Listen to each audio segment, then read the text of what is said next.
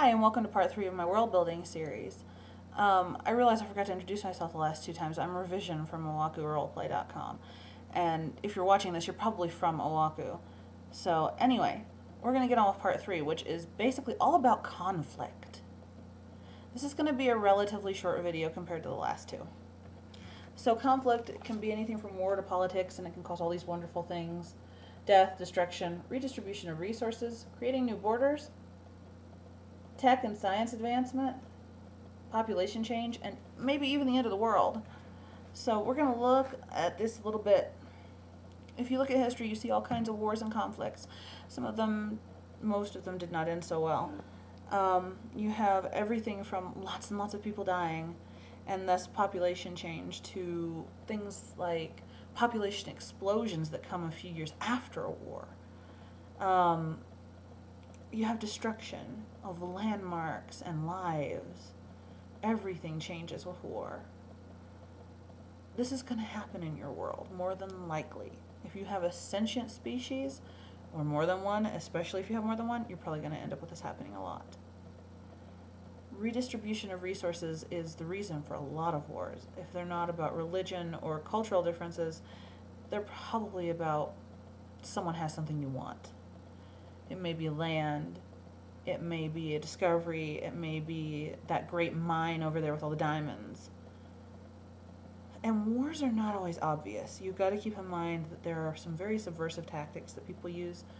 Wars can be very quiet, and they can be done without shedding a drop of blood. There are conflicts that are without violence. Most of the time these go sort of unnoticed by the vast populace and are sort of covered up.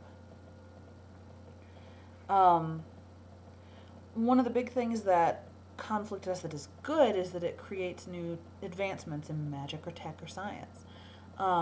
As you complete your world, you're going to want to see which of these things was caused by what war and when.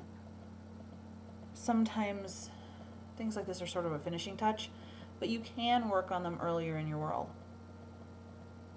I mentioned population change earlier, and population change is a huge effect of conflict and war. Because of the tech that's driven, sometimes you'll get vaccines and other medical advancements that will make a population boom occur anywhere from 5 to 10 years after the war, sometimes even earlier.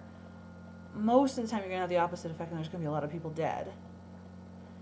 But these population changes are either caused by an advancement or can cause an advancement.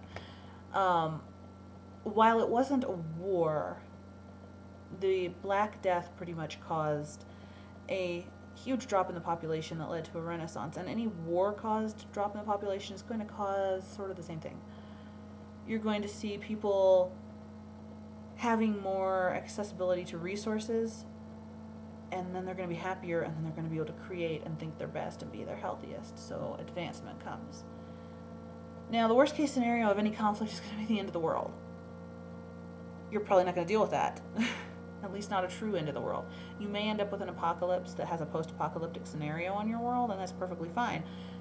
You're probably not going to deal with a planet blowing up unless you're doing something like Titan AE. And even then, you're not really building the world that exploded. You're building another world, so it becomes part of the system history, essentially. Which I mentioned before is basically things that don't occur on your world, but occur in your solar system or off-world or whatever. So that's basically it. Your conflict is going to eat up a lot of resources too, so you're going to have war efforts going on potentially. You're going to have people spending money like crazy.